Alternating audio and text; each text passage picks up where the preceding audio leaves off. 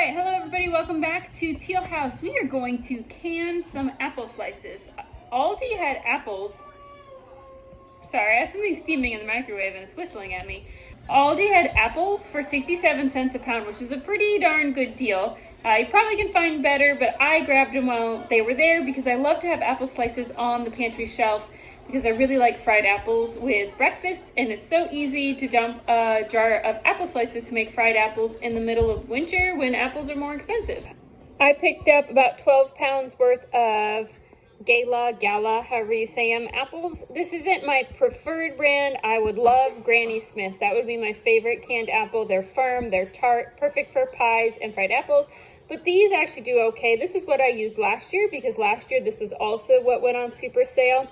Maybe there's something that's grown locally, I'm not quite sure. It seems to me that Granny Smith's never have a good deal on them, so they aren't really cost effective for canning. But these are gonna be perfect. I was planning on canning tomorrow morning and not tonight, except I was not paying attention. I was gonna sit down and enjoy a nice cup of decaf coffee after dinner, and I accidentally made a regular cup. So now I feel like I could run laps around the house. So it's probably gonna be a late night and not motivation to wake up early in the morning because that was my bad. So we're gonna can the apple slices tonight.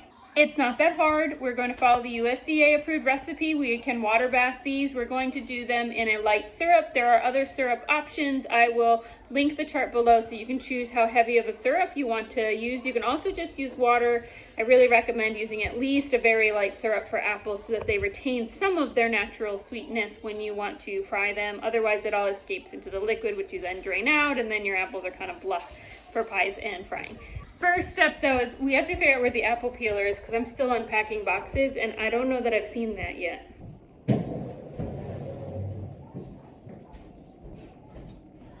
Are you in here?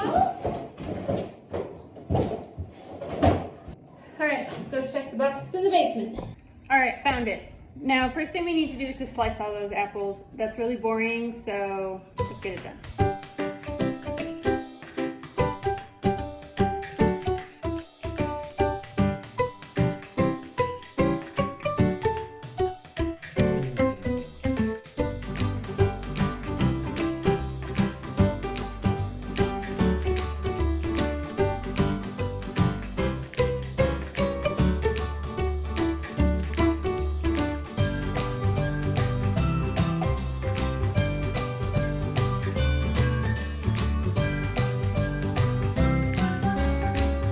Okay, I'm almost done peeling apples. The pot is pretty darn full, so I'm gonna start the sugar syrup and then finish peeling real fast so that they don't brown too much because the rest are not gonna fit in that pot. So you have to do a little math here. I'll link the chart below, but we are gonna do, once they're peeled, it'll probably be about 10 pounds, right? Because you lose the cores in the peel. So you're aiming for 10 pounds. The recipes are for every 5 pounds. So we're going to do 18 cups of water and 4.5 cups of sugar for a light syrup. Again, I will put the chart below so you can do the math for the type of syrup that you want and how many pounds you're actually doing. It's important to get the proportions right, but know that you don't have to add sugar for it to be safe. But if you are adding sugar, try to get your proportions right or you're gonna end up with some real weird consistencies in the jar. So we're gonna add all of our water to this pot, and then we are going to bring it to like a simmery boil, I guess a boil. Just know you don't want it to get overflowing because it will get really bubbly. So that all the sugar is incorporated, then we're going to turn the stovetop off and we're gonna add our apples into the syrup and we're gonna let them boil for 5 minutes before putting them in our hot, clean jars. Now you can safely raw pack apples, but it's not recommended because it's harder to pack the apples when they're raw than when they've been softened a little bit by boiling. So you'll end up with jars that have a lot of dead space in them, which is not what we want. We want nicely packed jars with lots of apples in them so that we can use them. And so that is why it's recommended that you do what's called hot pack, which is why you boil them first. Even though it's an extra step, takes a little bit longer, it's worth it for the quality of the final product.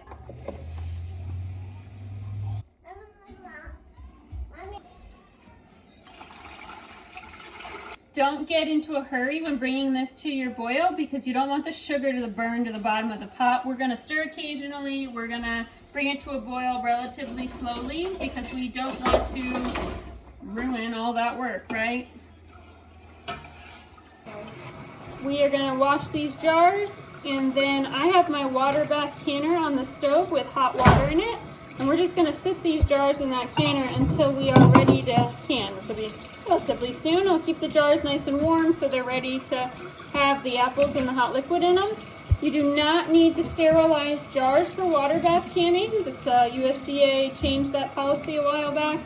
For safety, sterilization is only for really short-term items. I think it's less than 10 minutes. Might be less than 5 minutes. I'd have to look it up again. But these apple slices will be in the water bath canner longer than that, so they do not need the jars sterilized. They just need clean jars that are kept warm. And I was going to do pints, but then I realized I can't find all my new lids that I bought. So I don't have enough new lids to do pints, so we're going to do quarts. It's okay. We'll use them either way. Okay, we are boiling. We're going to add our apple slices. Just a second, Annie. I've drained the water out of them. We're just going to put them in. Try not to splash yourself. It's kind of complicated. I probably should be wearing long sleeves if we're being honest. You are. You're not doing the apples. We got our kind of seeds. Sometimes seeds get in there. It's not the end of the world. I pick them out if I find them. Also, you'll notice that I wasn't super perfect on the peels. They just need to be mostly peeled. You can get really picky about it if you want to. I really don't care that much. Just mostly most slices peeled. You're going to end up with little edges of skin here and there. We need these to boil for 5 minutes. Again, our jars are already in the water bath canner in the hot water with the canner on low, so they'll be ready to be filled.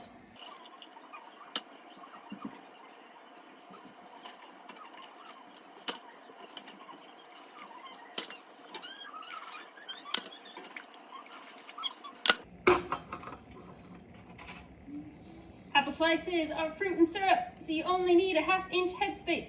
Little different.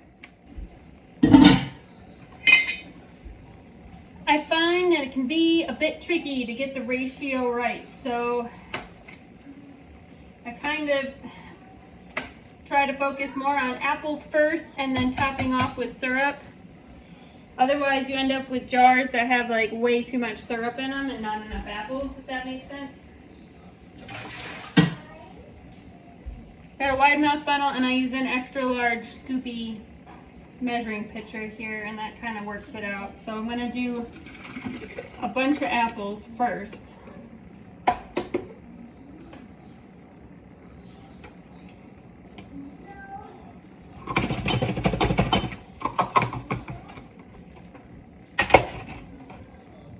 My first example did not turn out well. Hot, hot, hot. Happens to the best of us. Just move these bad boys over. There we go.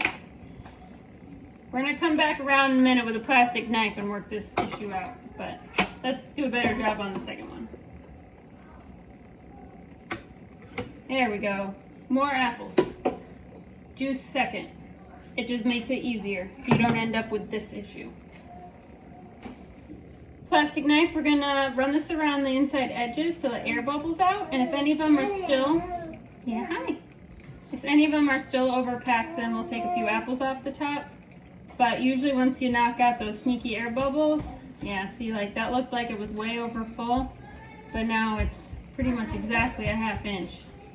So, air bubbles give you a little space back. It's why I always overpack, because you can always take out if you still end up with too many.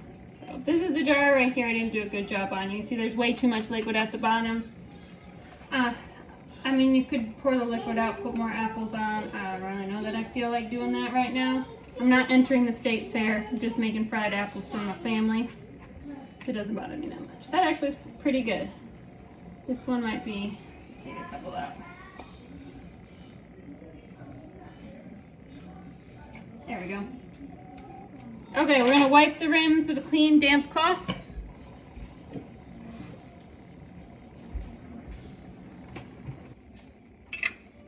Lid, ring to fingertip tightness, which means tight as you can do one-handed plus a little bit into the canner rack.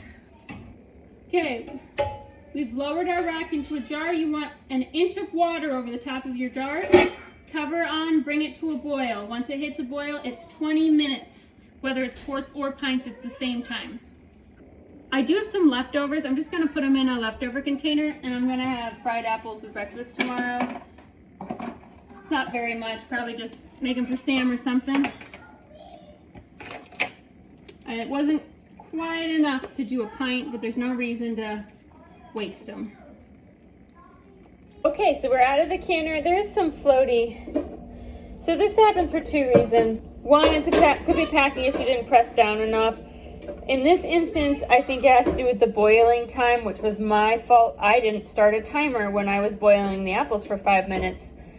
And so I just kind of eyeballed what I thought was left. And so chances are I didn't get quite all the extra liquid and air out of the apple slices, and that will cause them to float above the liquid. It is still safe to use. We're still sealed. They were still processed the correct amount of time. What might happen is the apples on the very, very top might start to discolor. Hey, you're okay. Do you want a cookie? Is that the problem?